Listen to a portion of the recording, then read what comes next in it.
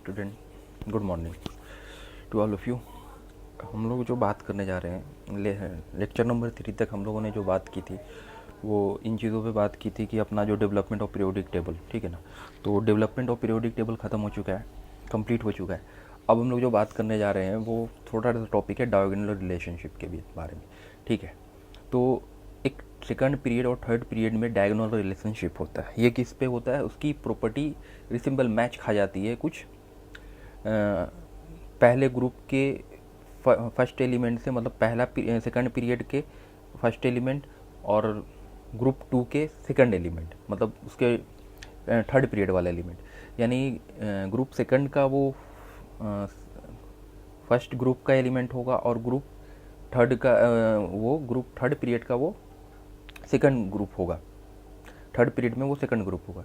यानी एक ग्रुप के दूसरे ग्रुप के एलिमेंट से डायगोनल रिलेशनशिप के बारे में बात करने जा रहे हैं, ठीक है। देखो, सेकंड पीरियड की बात करें तो सेकंड पीरियड में लिथियम, बेरिलियम, बोरोन, कार्बन आता है, ठीक है।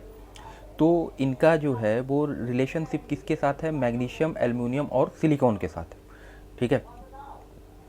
मैग्नीशियम, एल्युमिनियम और सिलिकॉन के साथ इनका डायगोनल रिलेशनशिप है, ठीक है। तो some element of second period resemble property similar to the element of third period of next group, it is diagonal relationship, ठीक है। तो इसी को हम लोग डायगोनल रिलेशन, मतलब कि कुछ एलिमेंट का सेकंड पीरियड के एलिमेंट की प्रॉपर्टी वो सिमिलर हो जाती है किसके साथ? थर्ड पीरियड के नेक्स्ट ग्रुप के एलिमेंट के साथ, ठीक है। उसके बाद हम लोग बात करने जा रहे हैं कि ये बस इतना ही डायगोनल, इसमें क्यों क्या होता है? जैसे कि मान लो कि ये क्यों होता है, तो it is due to the similar charge by size ratio, यानी चार्ज और उसके साइज का रेशियो सेम होता है। और दूसरा चीज़ ये हम लोग पढ़ेंगे आगे, ठीक है ना, इस ब्लॉक एलिमेंट में। और due to same polarising power, ठीक है, due to same polarising power, ठीक है, उनकी पोलराइजिंग एबिलिटी, ठीक है ना, पावर जो होता है वो उसके ऊपर होता है, ठीक है। इन दोनों ये सारे इसको पढ़ेंगे हम लोग केमिकल बॉन्डिंग में, ठीक है। अब देखो ये डायगोनल रिलेशनशिप, जैसे मान लो कि हमको पता है कि जो ग्रुप सेकंड 2A का एलिमेंट है, ठीक है, तो सारे बेसिक होते हैं, ठीक है ना। मेटल का ऑक्साइड बेसिक इन नेचर होता है। हम लोग पढ़े हैं कि मेटल ऑक्साइड जो होते हैं वो बेसिक होते हैं, ठीक है। मेटल ऑक्साइड बेसिक होते हैं और नॉन मेटल ऑक्साइड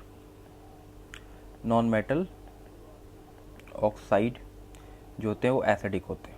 ये हम लोगों ने पढ़ा है, ठीक है, एसिडिक होते हैं।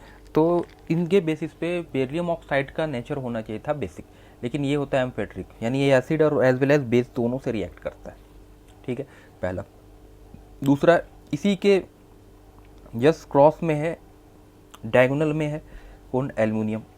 तो ये इसका भी नेचर क्या होता है? एम्फोट्रिक होता है, ठीक है। जबकि इसके ऊपर वाले एलिमेंट जो नॉन मेटल, इसका एसिडिक होता है नेचर, क्योंकि नॉन मेटल ऑक्साइड है, ठीक है। तो इसकी एम्फोट्रिक एक प्रॉपर्टी, ये एम्फोट्रिक है और ये भी एम्फोट्रिक है। तो इस वजह से इन दोनों का एक जैसा बिहेवियर होने की वजह से, मतलब एक जैसी प्रॉपर्टी कुछ कुछ मैच करने की वजह से इनके बीच में एक डायगोनल रिलेशनशिप होता है, ठीक है, जिसकी डिटेल में हम लोग बात करेंगे जब हम लोग एस ब्लॉक एलिमेंट पढ़ेंगे, यानी एस ब्लॉक केमिस्ट्री पढ़ेंगे, ठीक है। नेक्स्ट बात करते हैं हम लोग स्क्रीनिंग इफेक्ट के बारे में, ठीक है। स्क्रीनिंग इफेक्ट के बारे में बात करते हैं, ठीक है। स्क्रीनिंग इफेक्ट होता क्या है, ठीक है।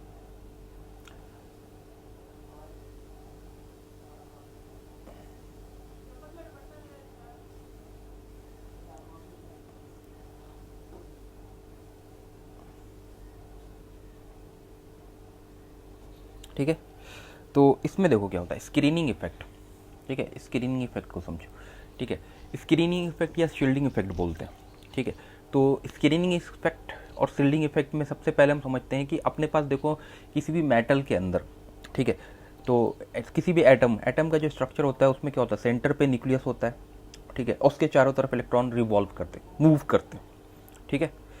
तो ध्यान से समझना कि देखो जो इलेक्ट्रॉन है, एक इलेक्ट्रॉन हमको पता है कि लाइक चार्जेज के बीच में रिपल्शन होता है और अनलाइक चार्जेस एक दूसरे को अट्रैक्ट करते हैं, ठीक है ना, रिपेल करते हैं लाइक चार्जेस, अनलाइक चार्जेस हो तो वो एक दूसरे को अट्रैक्ट करते हैं, ठीक है। तो यहाँ पे न्यूक्लियस है, न्यूक्लियस का काम है क्या? इलेक्ट्रॉन को पकड़ के रखना, होल्ड करके रखना, ठीक है। तो न्यूक्लियस यहाँ पे अपना होल्डिंग का काम कर रहा है। लेकिन ये इनर इलेक्ट्रॉन, ये अपने पास दो शेल है, एक आउटर शेल है और एक इनर शेल है। तो इनर शेल के इलेक्ट्रॉन का आउटर शेल के इलेक्ट्रॉन को धक्का देगा, यानी रिपेल करेगा, ठीक है, यानी आउटसाइड ज़्यादा रिपल्शन होगा। क्यों? क्योंकि देखो ये न्यूक्लियस है, ये इलेक्ट्रॉन बाहर के इलेक्ट्रॉन खींच के पकड़ के अपनी तरफ लाना चाहेगा, ठीक है, और ये इसको आने नहीं देता, तो ज़्यादा फोर्स जो है वो कहाँ पे लगेगा? बाहर साइड, ठीक है, ठीक है, तो इसलिए आउटवर्ड जो रिपल्शन होगा वो ज़्यादा होगा, ठीक है। तो अपने पास इनर सेल है, आउटर सेल है, ठीक है, तो ये इलेक्ट्रॉन ये तीनों पे अट्रैक्शन फोर्स लगा रहा है, तीनों को अपने पास लाना चाह रहा है न्यूक्लियस, ठीक है, लेकिन इन दोनों के बीच में रिपल्शन होगा, रिपल्शन होने की वजह से ये एक दूसरे से दूर रहेंगे, ठीक है। अब देखो यहाँ पे तो ये दो चीज़ हो गया, अट्रैक्शन रिपल्शन, ठीक है, अपने पास अट्रैक्शन हो गया, रिपल्शन हो गया, इलेक्ट्रॉन इलेक्ट्रॉन के बीच में रिपल्शन और ये अट्रैक्शन, ठीक है।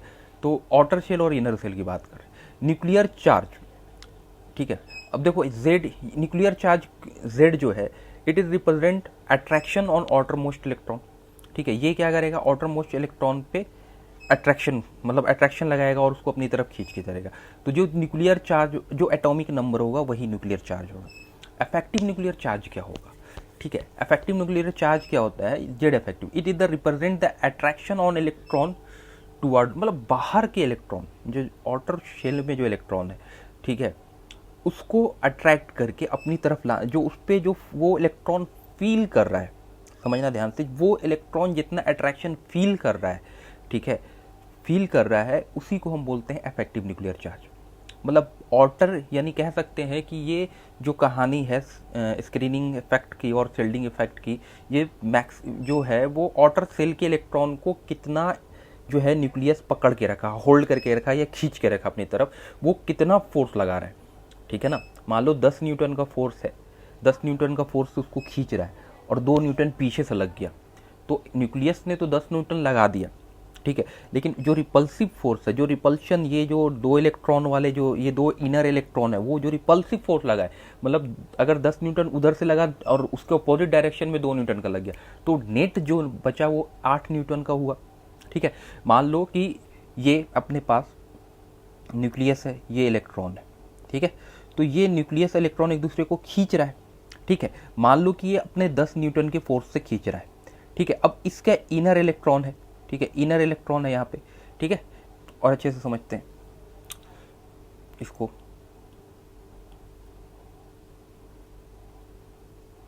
मान लो कि ये न्यूक्लियस अपने पास, ठीक है, तो न्यूक्लियस का काम क्या है? इलेक्ट्रॉन को अट्रैक्ट करना, तो ये इनर इलेक्ट्रॉन हो गया, ये आउटर इलेक्ट्रॉन हो गया, ये दो, ये आउटर इलेक्ट्रॉन हो गया, ठीक है। तो मान लो कि इधर से ये अट्रैक्ट किया, इसको खींचा बाहर इलेक्ट्रॉन, हम लोग मेन जो है इसका कहानी जो है ना आउटर इलेक्ट्रॉन पे ही कहानी है, ठीक है, स्लेटर रूल जो भी ये हम लोग पढ़ रहे हैं, ये आउटर इलेक्ट्रॉन पे ही कहानी है, ठीक है ना।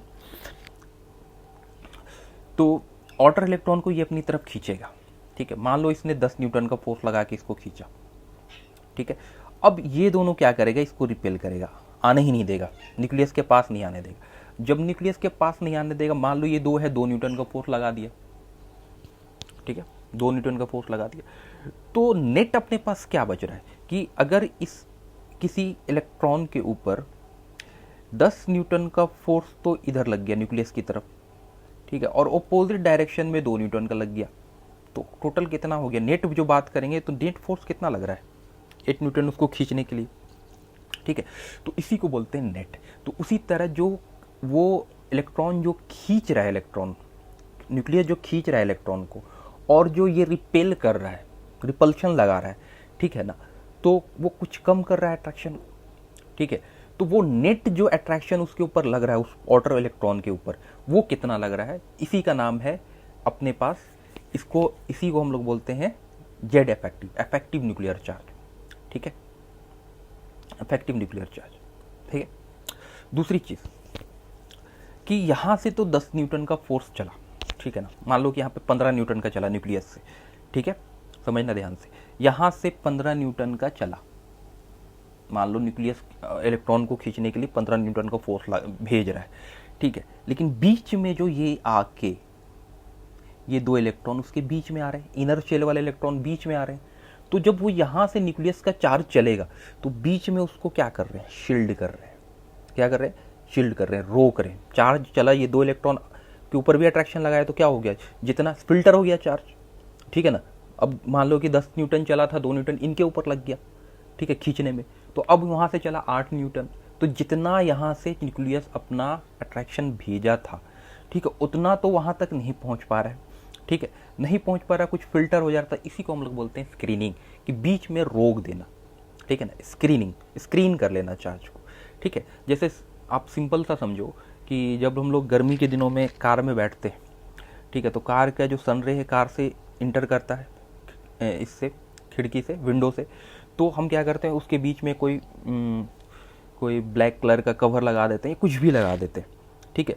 तो या फिर आप विंडो खोल के रखते हो, या रेज उसमें क्या करते हो, शीशा ऊपर कर देते हो।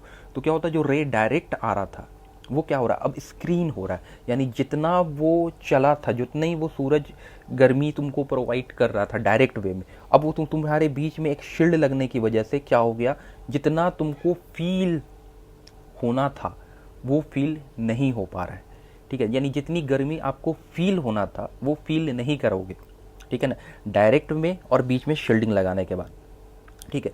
इसी मतलब नेट क्या फील कर रहे हो, इसी को हम लोग बोलते हैं इफेक्टिव न्यूक्लियर चार्ज, ठीक है। और ये जो स्क्रीन हुआ, ठीक है ना, तो वो स्क्रीन क्यों हुआ, वो मिरर इसकी वजह से, विंडो की वजह से, तो वो स्क्रीनिंग की वजह से भी फिल्टर हुआ, ठीक है ना। तो ये सारे फैक्टर को, ठीक है ना, इसी को स्क्रीनिंग इफेक्ट बोलते हैं। जो न्यूक्लियस का जो चार्ज चला खींचने के लिए बाहर के इलेक्ट्रॉन को, और वो जो इनर इलेक्ट्रॉन उसको रोक रहा है, उसको बोलते हैं शील्डिंग, ठीक है। क्लियर है। शील्डिंग क्या होता है, अट्रैक्शन क्या, नेट इफेक्टिव न्यूक्लियर चार्ज क्या होता है कि यहाँ से जितना चार्ज चला उसको खींच रहा और रिपल्शन पीछे से लगा दिया, ठीक है ना। यानी 10 न्यूटन से वो खींच रहा था, उसमें 2 न्यूटन का फोर्स लगा दिया उसको धक्का देने में, तो मतलब हो गया नेट क्या हो गया, 8 न्यूटन का हो गया, ठीक है। तो इस तरह से हम लोग इसको समझते हैं। तो न्यूक्लियर समझ में आ गया। न्यूक्लियर चार्ज क्या होता है, जो प्रोटॉन होता है वही न्यूक्लियर चार्ज होता है, ठीक है। तो यहाँ पे हम लोग कुछ स्टेटमेंट देखते हैं कि यहाँ पे nuclear charge Z, it is represent attraction on outer most electron, मतलब जो अट्रैक्शन फोर्स लगाएगा वो कौन लगाएगा, Z लगाएगा। Z क्या होता है, प्रोटॉन, ठीक है ना। Z होता है एटॉमिक नंबर, और एटॉमिक नंबर किसके बराबर होता है, न्यूट्रल एटम के लिए प्रोटॉन के बराबर होता है, ठीक है। तो प्रोटॉन जो फोर्स लगाएगा, खींचेगा प्रोटॉन, ठीक है। और उसके बाद इफेक्टिव न्यूक्लियर चार्ज क्या होगा, it is represent attraction on electron toward nucleus, हाँ, जो फील करेगा इलेक्ट्रॉन अट्रैक्शन, ठीक है, क्योंकि फिल्टर, बहुत सारा चीज़ फिल्टर हुआ ना, रिपल्शन भी लगा उसके ऊपर, कुछ चार्ज जो चला वो पूरा 100% नहीं पहुंच पाया वहां तक, तो इस फिल्टर होके जो नेट वो फील कर रहा है कि हम पे इतना फोर्स लग रहा है, वो नेट फोर्स को हम लोग इफेक्टिव न्यूक्लियर चार्ज बोलते हैं। यहाँ तक बात समझ में आ गई होगी। चलते हैं नेक्स्ट तरफ, ठीक है। There are 2 types of force. यहाँ पे देखो 2 टाइप्स का फोर्स हम लोगों ने देखा है ना। अब कौन कौन सा फोर्स देखा हमने, देखा अट्रैक्शन फोर्स, तीनों इलेक्ट्रॉन, उसके बाद रिपल्शन देखा हमने, उस, ठीक है ना, अट्रैक्शन और रिपल्शन, यही 2 टाइप का फोर्स हमने देखा, ठीक है। बात करते हैं, there are 2 types of force, attraction, ठीक है ना, जो इलेक्ट्रॉन और प्रोटॉन के बीच में है, ठीक है। अट्रैक्शन किसके बीच में है, इलेक्ट्रॉन और प्रोटॉन के बीच में लग रहा है, ठीक है। रिपल्शन किसके बीच में लग रहा है, इलेक्ट्रॉन और इलेक्ट्रॉन के बीच में रिपल्शन लग रहा है, ठीक है। इलेक्ट्रॉन आपस में एक दूसरे को रिपेल कर रहा है, ठीक है। उसके बाद नेट फोर्स की बात कर रहे हैं, तो नेट क्या होगा भाई, देखो 10 न्यूटन का फोर्स खींच रहा है, ठीक है, 2 न्यूटन का फोर्स उसका अपोज कर रहा है, तो नेट जो फोर्स है 10 न्यूटन में से 2 न्यूटन माइनस कर दो तो 8 न्यूटन का फोर्स, तो वही नेट फोर्स हो गया, ठीक है। क्लियर है ना। समझना ध्यान से कि अगर कोई ब्लॉक है, ठीक है ना, तुम ही कोई ब्लॉक है, इधर से उसको हम 10 न्यूटन के फोर्स से खींच रहे हैं और इसको ऑब्जेक्शन कर रहा है 2 न्यूटन का फोर्स, तो नेट की बात करें तो नेट जो फोर्स अपने पास होगा वो कितना होगा, 8 न्यूटन, ठीक है।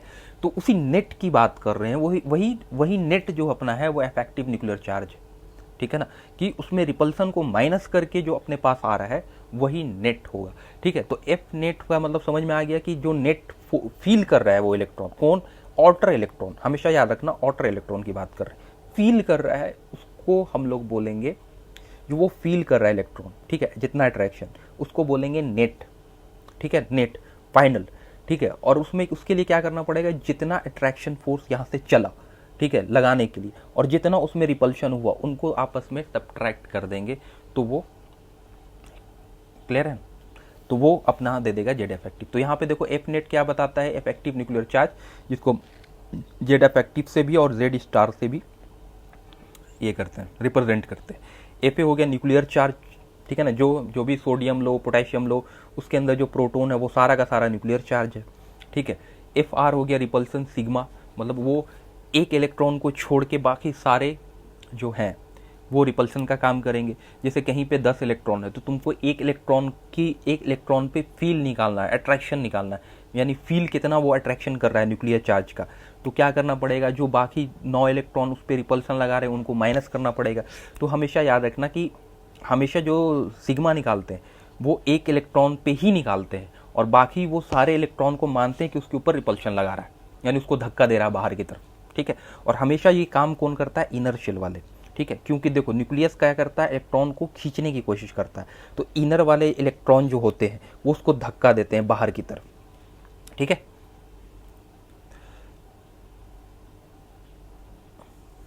ठीक है।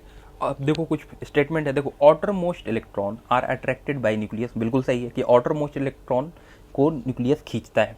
ठीक है, और दिस इलेक्ट्रोस्टैटिक फोर्स ऑफ, हाँ यहाँ पे जो वर्क कर रहा है वो electrostatic force of attraction, coulombic force जिसको बोलते हैं।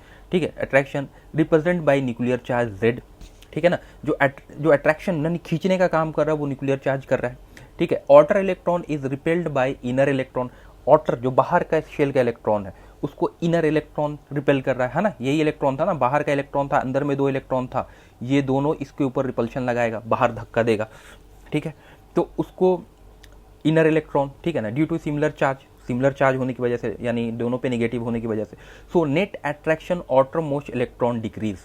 तो नेट अट्रैक्शन क्या हुआ, पहले तो ये न्यूक्लियस उसको खींचा, फिर अंदर वाला उसको बाहर की तरफ धक्का, तो नेट अट्रैक्शन जो उस वो मतलब, सो नेट अट्रैक्शन मतलब क्या होगा, डिक्रीज कर जाएगा, वो डिक्रीज करके, ठीक है ना, समझना, वो डिक्रीज करके, यानी this decrease attraction is called as effective nuclear charge. वो अट्रैक्शन जो उस पर डिक्रीज हुआ उसी को हम बोलते हैं इफेक्टिव न्यूक्लियर चार्ज। ठीक है, क्लियर है। उसके बाद देखो अपने पास repulsion coulomb electrostatic force of attraction या कुलम्बिक फोर्स में जो अट्रैक्शन होता है 2 चार्ज के बीच, समझना ध्यान से कि अगर अपने पास मान लो कि ये Q1 है और ये Q2 है, ठीक है ना, कुछ इसकी R डिस्टेंस पे रख दिए, ठीक है, तो इसका फोर्स ऑफ अट्रैक्शन या रिपल्शन जो भी है उसका फॉर्मूला क्या होता है, सिंपल होता है कि force is directly proportional to Q1 और Q2 के डायरेक्टली प्रोपोर्शनल होता है, और फोर्स क्या होता है, inversely proportional to the radius, ठीक है ना, R²।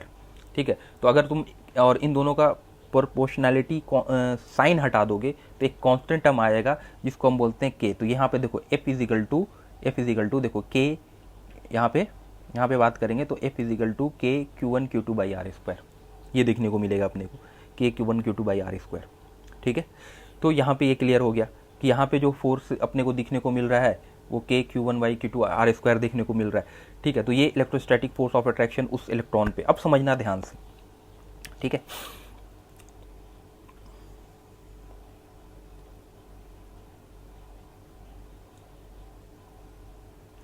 यहाँ पे देखो एफ नेट क्या होगा, ठीक है, जो हमको निकालना है, तो तुम फॉर्मूला में लिखोगे के, इसको एक्सप्लेन किया जाए, छोटा कर देता हूँ मैं इसको। ठीक है, अपने पास एफ नेट क्या होगा, एफ जिसको हम लोग बोलते हैं, कौन सा फोर्स बोलते हैं भाई, एफ, ठीक है, एफ इजिकल टू के Q1 Q2 बाई R², इसका फॉर्मूला होता है, ठीक है ना, इलेक्ट्रोस्टैटिक फोर्स ऑफ अट्रैक्शन नहीं है, 12 में पढ़ोगे, ठीक है, इलेक्ट्रोस्टैट चैप्टर अभी के लिए याद रखो। ठीक है, तो एफ इजिकल टू अपने पास होगा, ठीक है ना, तो एक फोर्स समझना ध्यान से कि के तो अपना कांस्टेंट है, प्रोपोर्शनल इसमें बात नहीं करेंगे, नेट अट्रैक्शन की बात है, एफ नेट की बात कर रहे हैं, तो क्या होगा, देखो जेड इफेक्टिव निकालना है अपने को, ठीक है ना, यही नेट अपना चार्ज होगा।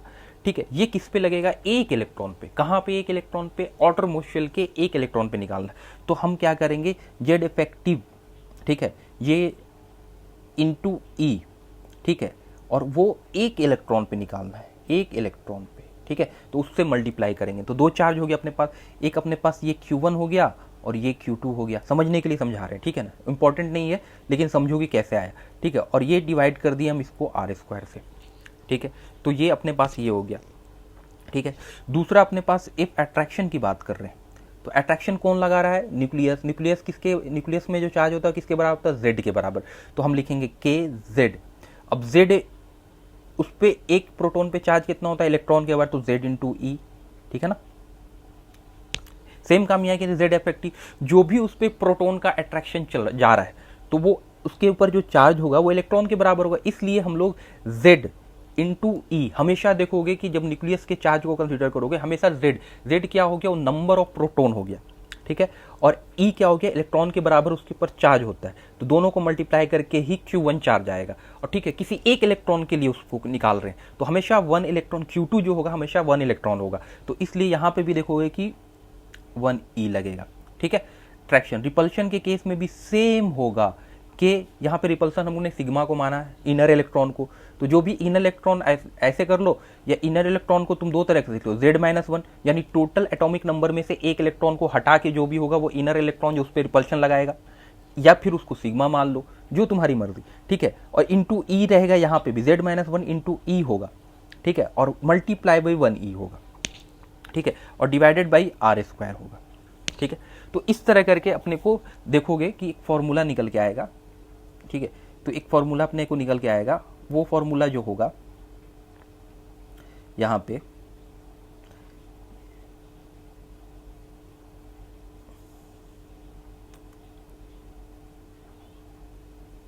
ठीक है, ये देखो, ये फॉर्मूला जो अपने पास है ये निकल के आया है, ठीक है।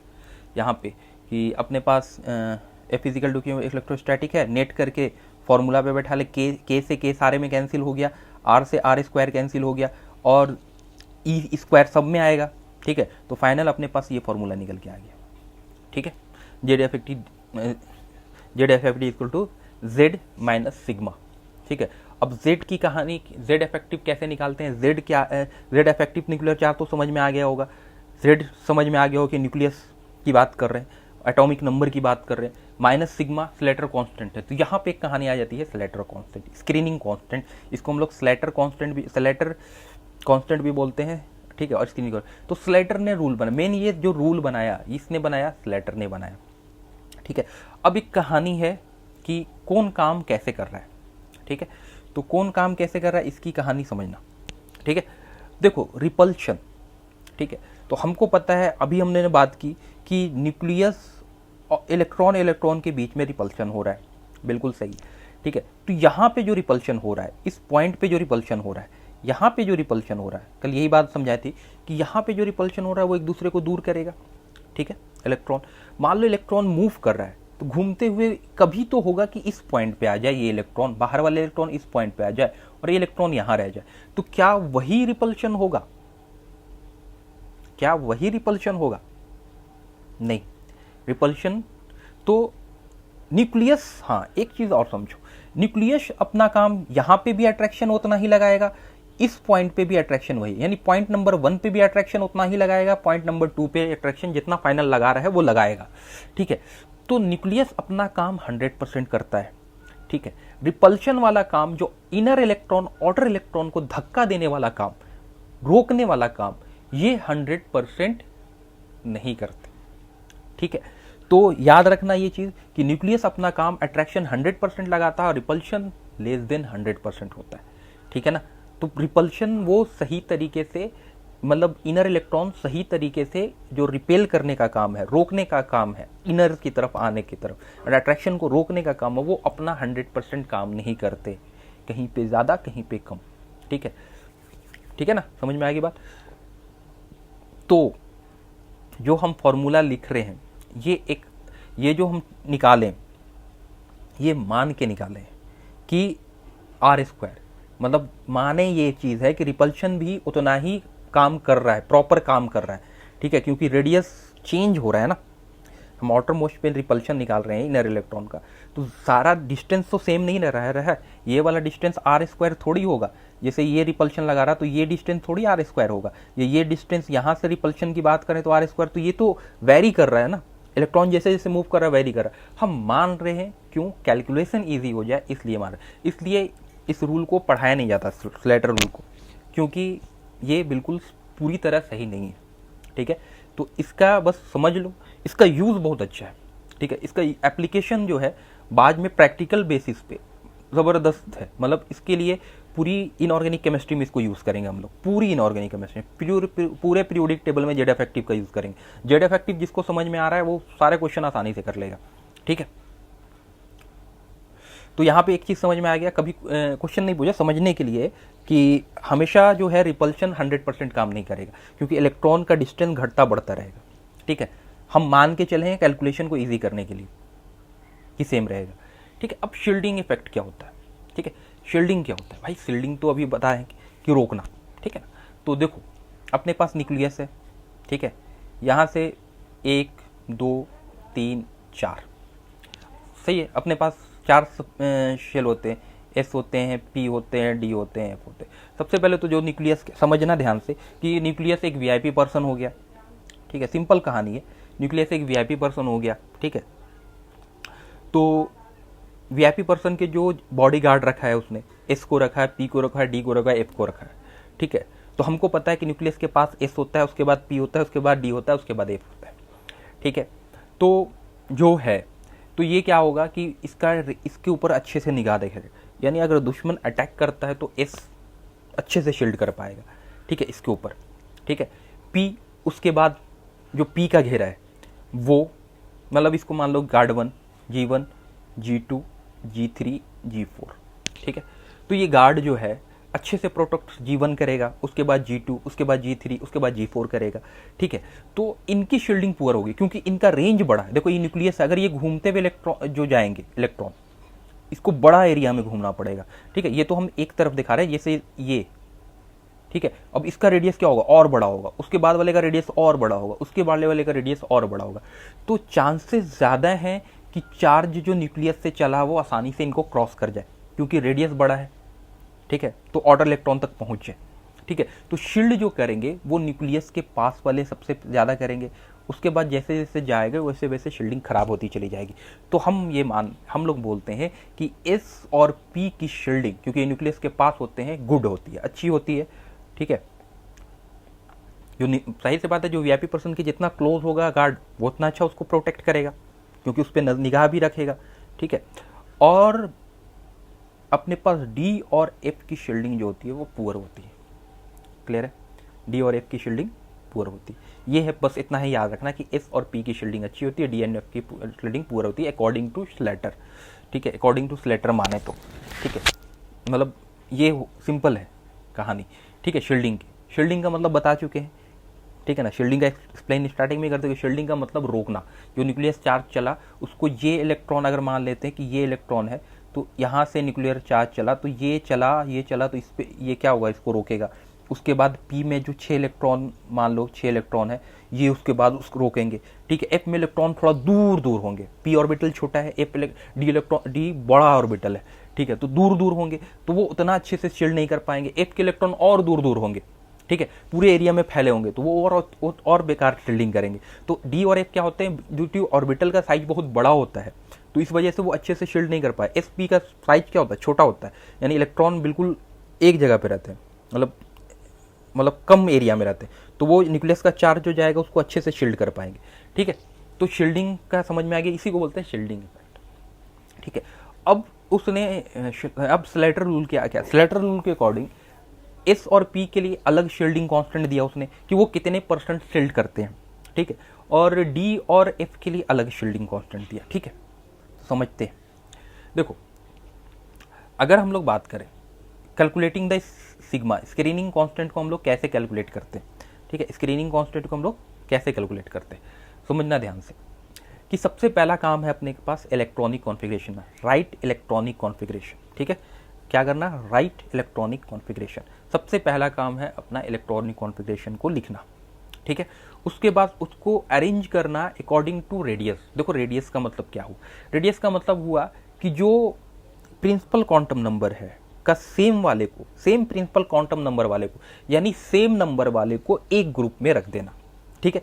एग्जाम्पल से समझते हैं कि क्या कहना चाह रहे हो। जैसे मान लो हम किसी का भी लिए, 1s लिए, 2s लिए, 1s 2s 2p लिए, ठीक है, 3s लिए, 3p लिए, ठीक है, और 4s लिए, 3d लिए, ऐसे रैंडम हम ले लिए, ठीक है। तो हमको एक क्वांटम नंबर वाले को एक ग्रुप में रखना। जैसे 1s एक क्वांटम नंबर है 1, ठीक है, तो इसको एक साथ रखें, ये 2s2p वाले को एक साथ रखोगे ग्रुप में, ठीक है, और ये 3s और 3p वाले को और 3d वाले को, यानी जिसका n की वैल्यू जो है n के अकॉर्डिंग सजाना है। जैसे n का वैल्यू 3 है तो सबको एक साथ एक ग्रुप में रख दोगे, फिर n की वैल्यू 4 है तो उस 4 वाले को एक ग्रुप में रख देंगे, इस तरह करके उसको अरेंज करना। और इसी को हम लोग बोलते हैं, अगर ये 4s वाले को इधर रखोगे तो ये अपने पास सेल का नंबर n k चल जाएगा, l चल जाएगा, m चल जाएगा और n चल जाएगा। तो अकॉर्डिंग टू रेडियस हो गया, क्योंकि सबसे पहले अपने पास न्यूक्लियस आता है, न्यूक्लियस के बगल में k आता है, उसके बाद l आता है, उसके बाद m आता है, उसके बाद n आता है, तो k l m n, ठीक है। तो यहाँ पे तुम देखोगे तो यहाँ पे अपने को 1s मिलेगा, ठीक है, 2s2p कहाँ मिलेगा, सेकंड सेल में मिलेगा, 2s2p यहाँ पे मिलेगा अपने को, और उसके बाद ये 3s और 3p यहाँ पे मिलेगा, ठीक है। उसी तरह ये इसके पास मिलेगा अपने को 4s, ठीक है। तो अकॉर्डिंग टू रेडियस हो गया, क्योंकि न्यूक्लियस हम लोग क्या बोलते हैं, एटम का distance from the nucleus to outer most shell ही रेडियस कहलाता है, किसी भी एटम का distance from nucleus to outer most shell ही रेडियस कहलाता है, तो इसी को रेडियस बोलते हैं। तो अकॉर्डिंग टू रेडियस सजा देना, क्लियर। उसके बाद mark the electron for which sigma is calculated, तुमको किस इलेक्ट्रॉन पे फील निकालना है, अट्रैक्शन निकालना है, किसका, न्यूक्लियस का, ठीक है ना, कि वो कौन इलेक्ट्रॉन कितना अट्रैक्शन फील कर रहा है, उसको मार्क करना है, ठीक है, थर्ड पॉइंट, ठीक है। चलो, जैसे हमको 2p पे निकालना तो 2p को स्टार मार्क कर देंगे, 3s पे निकालना तो मार्क कर देना, सिंपल, समझना, ठीक है। अब देखना, उसके बाद एक फोर्थ है रूल, क्या कहता है कि all the electron RHS are not consider, only inner electron consider, ठीक है। अगर मान लो कि यहाँ पे हमको 2p पे निकालना है तो जो 3s है उसको कंसीडर नहीं करोगे, क्यों, क्योंकि हम लोग सिग्मा क्या पढ़ रहे हैं, रिपल्शन, ठीक है ना, वो इलेक्ट्रॉन को जो खींचा जा रहा है बाहर के इलेक्ट्रॉन को, उस पे इनर इलेक्ट्रॉन का रिपल्शन माइनस करते हैं, तो वो होता है सिग्मा, ठीक है ना। दूसरी चीज समझना कि अगर मान लो कि ये न्यूक्लियस है, ठीक है, अब इस इलेक्ट्रॉन के लिए हमको निकालना है, ठीक है, इस इलेक्ट्रॉन के लिए निकालना है, तो अंदर में ये इलेक्ट्रॉन रिपल्शन लगाएगा, ठीक है, और इसके पास जो इलेक्ट्रॉन है ये रिपल्शन लगाएगा, जो उसके अपने सेल में इलेक्ट्रॉन है वो भी रिपल्शन लगाएगा। अगर बाहर के इलेक्ट्रॉन को हमको अगर इसके ऊपर नहीं निकालना है, इसके ऊपर निकालना है, तो बाहर के इलेक्ट्रॉन का तो काम है ही नहीं अपने पास, ठीक है, क्योंकि इनर इलेक्ट्रॉन वाले शील्ड करते हैं, तो इनर इलेक्ट्रॉन की शील्डिंग कौन होगी, कुछ चार्ज को फिल्टर ये करेगा, कुछ चार्ज को फिल्टर ये करेगा, इनर इलेक्ट्रॉन करेगा, आउटर इलेक्ट्रॉन की तो बात ही नहीं करेंगे, इसलिए इस इलेक्ट्रॉन की बात नहीं करेंगे। जब भी ध्यान रखना कि जब भी तुम सिग्मा की बात कर रहे हो वो किसी एक पर्टिकुलर इलेक्ट्रॉन पे बात करोगे।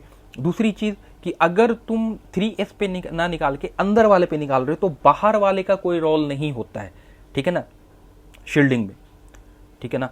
सपोज करो कि अगर गार्ड 1 है, ये गार्ड 2 है और गार्ड 3 है, अगर मान लो इसका डोमेन है, मान लो कि कोई गुंडा अटैक करने के लिए आया, अगर वो इस एरिया में आ गया और उसको एक डायरेक्शन मिला है कि हमेशा तुमको बाहर देखना है, बाहर की तरफ देख के मारना है, तुम मतलब VIP की तरफ उसका पीठ होगा और फ्रंट में उसका गन पॉइंट होगा, तो वो कभी मुड़ेगा नहीं, उसका रूल बनाया हुआ है, तो पीछे मुड़ के नहीं मार सकता। तो जब वो अगर ये मान लो ये गुंडा था, ये अंदर चला आया, ठीक है, तो जैसे ही अंदर की तरफ आ गया तो अब तो इसकी शील्डिंग खत्म हो गई ना, इसका तो कोई बाहर के वाले का तो कुछ काम ही नहीं रहा, अब तो उसको अंदर वाले ही देख सकते, तो यही अंदर वाले शील्ड करते, मतलब रिपल्शन लगाएंगे, जो भी करेंगे, तो शील्डिंग तो इनकी देखनी है हमको, बाहर वाले की नहीं देखनी है।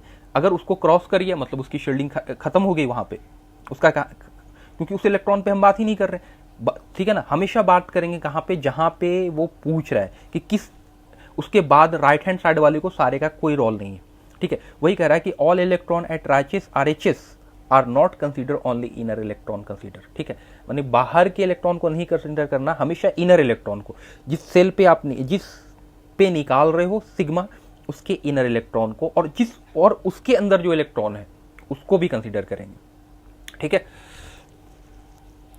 चलो नेक्स्ट, अब बात कर रहे हैं, हाँ, जिस पे इलेक्ट्रॉन निकाल रहे हैं उसको हमेशा माइनस करोगे। देखो अपने पास अगर 15 इलेक्ट्रॉन है, ठीक है, तो 15 इलेक्ट्रॉन पे किसी एक पे न्यूक्लियस का अट्रैक्शन निकालना है, तो बाकी सारा रिपल्शन करेगा, यानी 15 में से 14 इलेक्ट्रॉन जो होंगे वो तो रिपल्शन लगाएंगे किसी एक इलेक्ट्रॉन पे, ठीक है ना, तो 14 मिलके एक को रिपेल करेंगे, ठीक है। 16 इलेक्ट्रॉन है, तो उसके लिए तुमको अट्रैक्शन निकाला, तो 16 में से एक इलेक्ट्रॉन को तुमको रेफरेंस मारना है और बाकी सबको क्या मानेंगे कि वो उस पर ऊपर रिपल्शन लगा रहा है।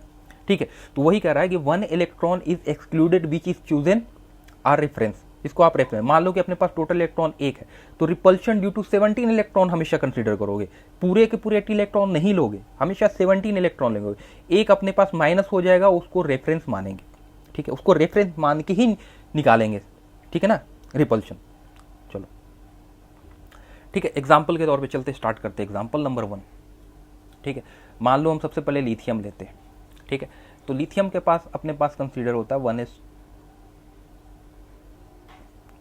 ठीक है, कुछ एग्जाम्पल ले लेते हैं, जैसे जिंक है, तो जिंक है अपने पास, चलो आयरन ले लेते हैं, छोटा हटाओ, आयरन को ही लेते हैं।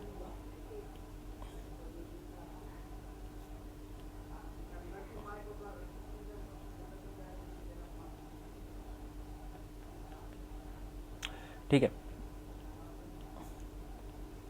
Fe लिए।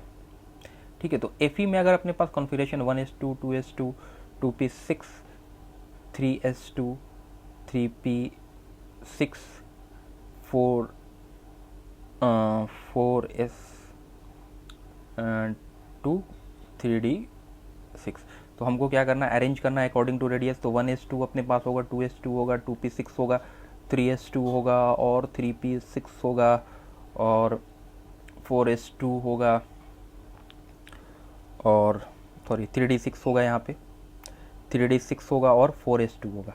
तो देखो अगर अपने पास 4s को निकालना है, समझना ध्यान से, अगर 4s के इलेक्ट्रॉन को निकालना है तुमको, 4s पे न्यूक्लियस का अट्रैक्शन निकालना है, तो 4s में जो 2 इलेक्ट्रॉन है ना, तो उसमें से एक को रेफरेंस मानोगे तो तुम एक ही इलेक्ट्रॉन को कंसीडर करोगे वहाँ से। ठीक है, तो इस हिसाब से अपने पास जो देखोगे कि हमेशा अपने पास टोटल इलेक्ट्रॉन 26 था।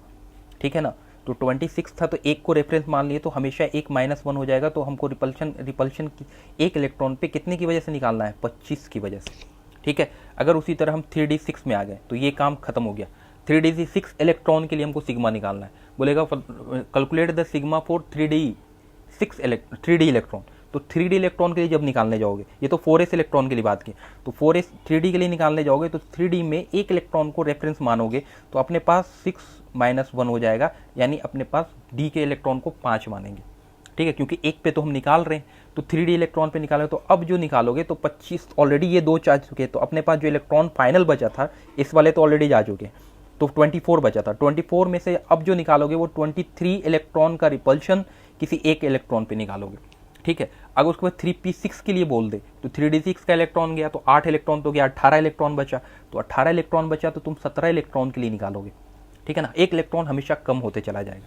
ठीक है, तो इसके लिए 3s2 के लिए निकालोगे, तो अब 3s2 के लिए निकालोगे तो 3p6 भी कैंसिल होगा, बाहर वाले का कोई काम नहीं, हमेशा इनर इलेक्ट्रॉन के लिए सिग्मा निकालोगे। क्लियर है कंसेप्ट? ठीक है, बाहर वाले का कोई काम नहीं, यानी राइट हैंड साइड जो है अपने। अब देखो केस 1 है कि फॉर NsNp के लिए हम सिग्मा की वैल्यू क्या लेते हैं।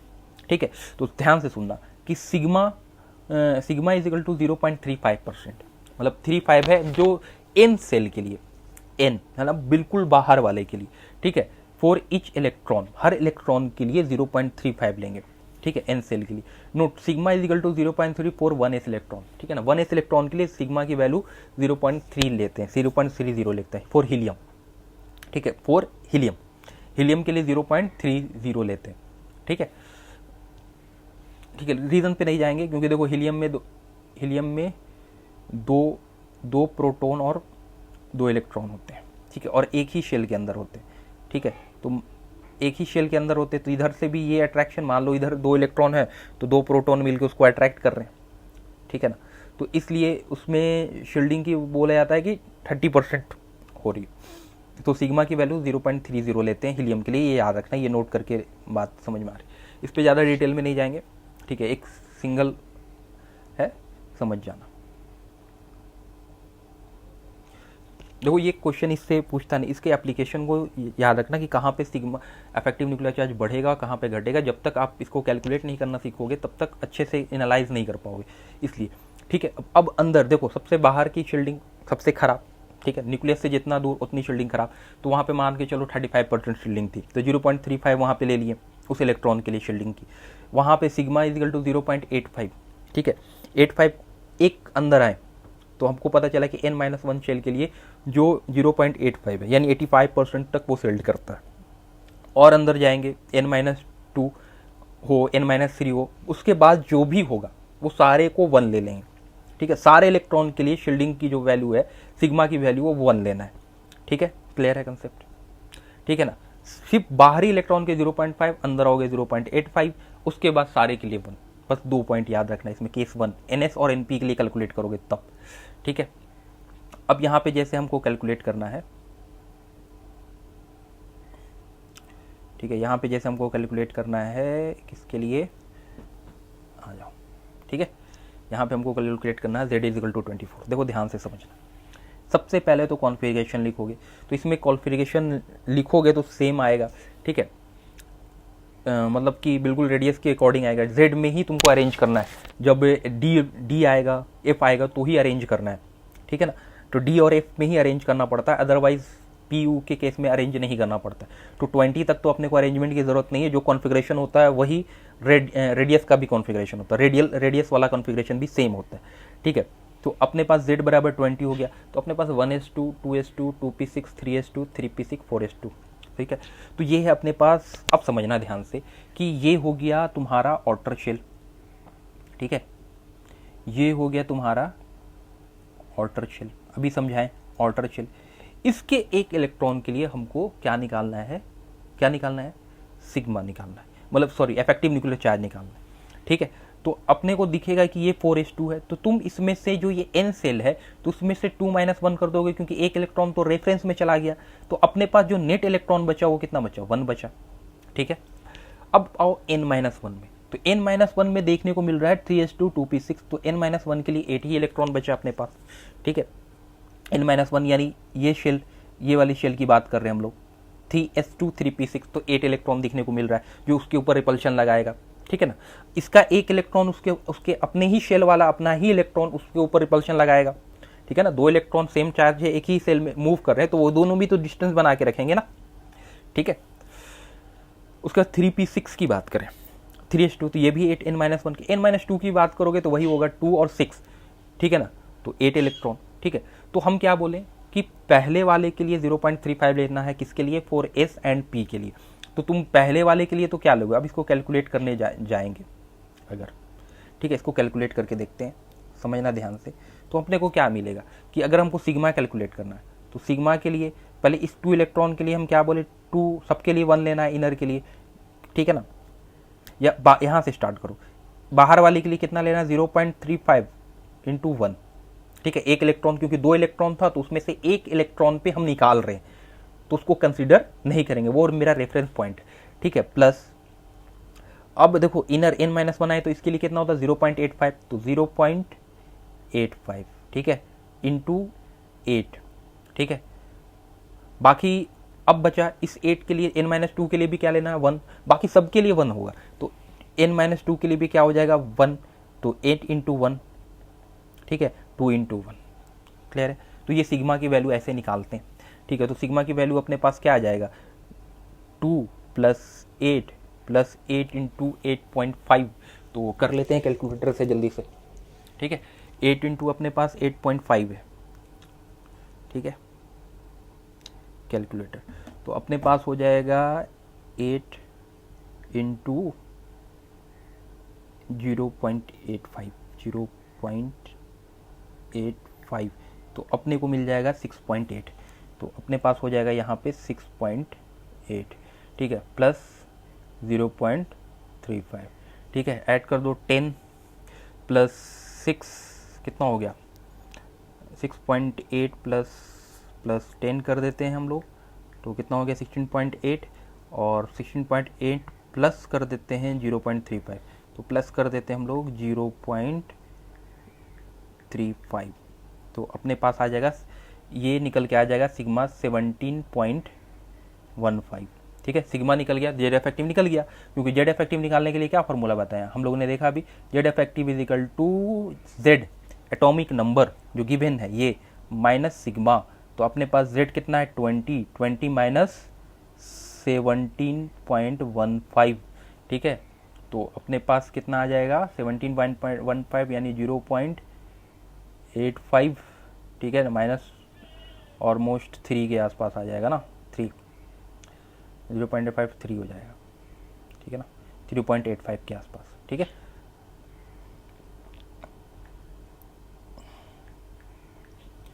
सॉरी 2.85, ठीक है, 2.85 आ जाएगा, ठीक है, 2.85 आ जाएगा, ठीक है। 2.85 अपना जेड इफेक्टिव, यानी वो फील कर रहा है 2.85 इफेक्टिव न्यूक्लियर चार्ज, वो फील कर रहा है 2 पॉइंट, यानी उस इलेक्ट्रॉन को 2.85, ठीक है ना, 2.85 के फोर्स से वो खींच रहा है, ठीक है, क्लियर है। ठीक है, केस 2 अपने पास है एनडी और एनएफ इलेक्ट्रॉन के लिए। तो जैसे अपने पास सिग्मा बराबर 0.35, उसके लिए देखो सबसे पहले कि फॉर एन सेल के लिए तो तुम कितना लोगे, सिग्मा लोगे 0.35 एन सेल के लिए, sigma is equal to 1 for each electron for n-2, बाकी सब के लिए 1 ले लेना। ऑर्डर शेल के लिए याद रखना डी और एफ में बात कर रहे हैं, डी और एफ में बात कर रहे हैं, तो ऑर्डर शेल के लिए आप कितना लोगे, सिग्मा इज इक्वल टू 0.35 लोगे, और आउटर सेल के लिए सिग्मा इज इक्वल टू 0.5 लोगे, बाकी इनर शेल के लिए सारे के लिए मतलब डी के इलेक्ट्रॉन के लिए 0.35 लोगे, ठीक है, जी में जो इलेक्ट्रॉन है उसके लिए 0.35 लोगे, बाकी सारे के लिए सिग्मा की वैल्यू 1 होगी, ठीक है। जैसे एग्जांपल ले लेते हैं, सबसे बढ़िया एग्जांपल है अपने पास z बराबर 30 के लिए लेते हैं। तो अपने पास है 1:2 2:2 कॉन्फ़िगरेशन। सबसे पहला रूल कॉन्फ़िगरेशन लिखो, 1:2 2:2 2p6 3:2 3p6, ठीक है, हो गया। 4:2 3d कितना हो जाएगा 10, यही होगा, ठीक है।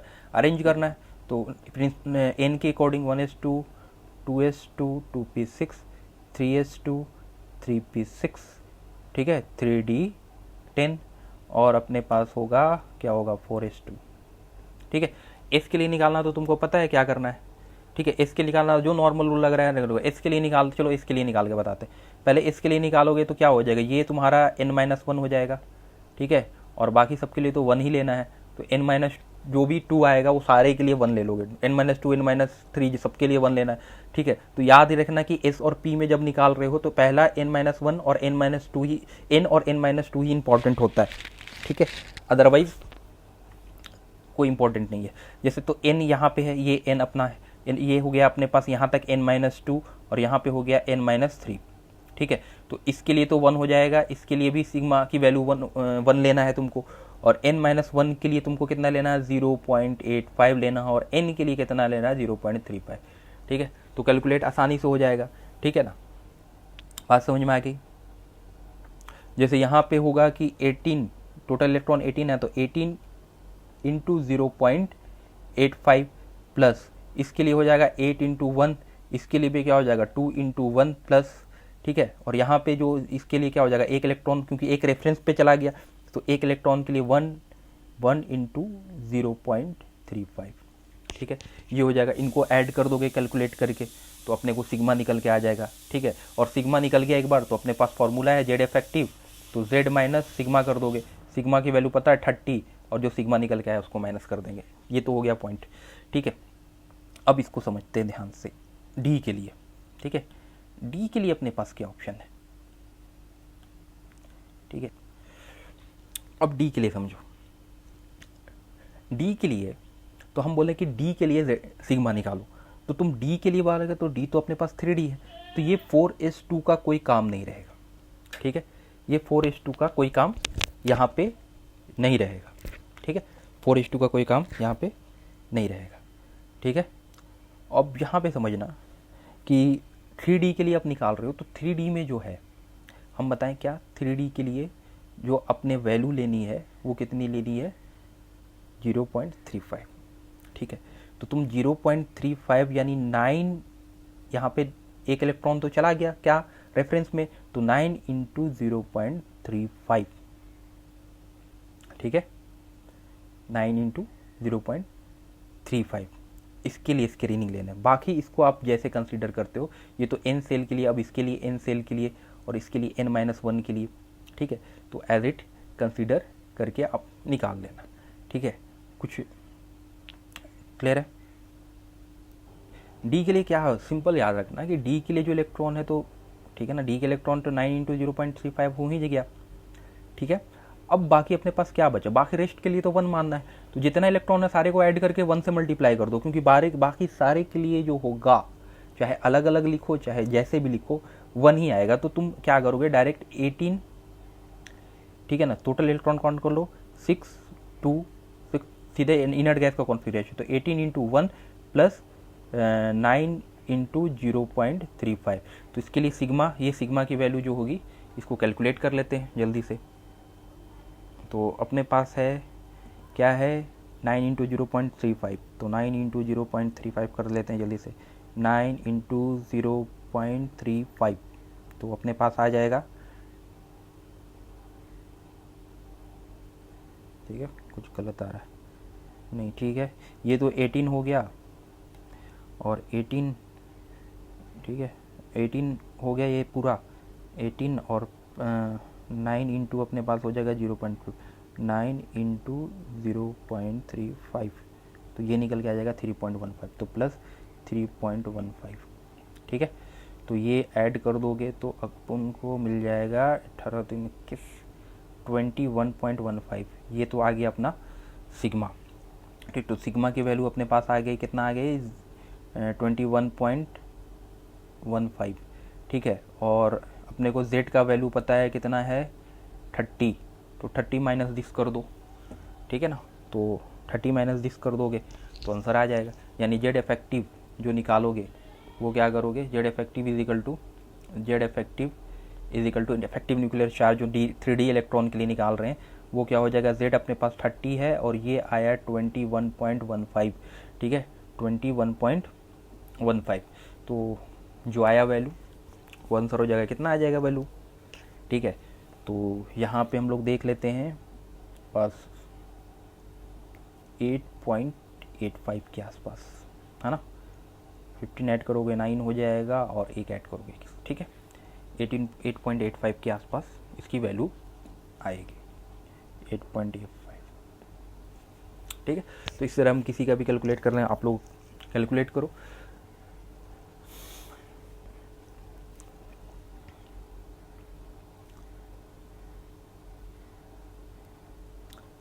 ठीक है, थैंक यू। यहाँ पे अपना जेड इफेक्टिव ख़त्म होता है, मतलब कंप्लीट होता है ये टॉपिक्स, और उसके बाद आप लोग रिवाइज करो इसको अच्छे से। Thank you.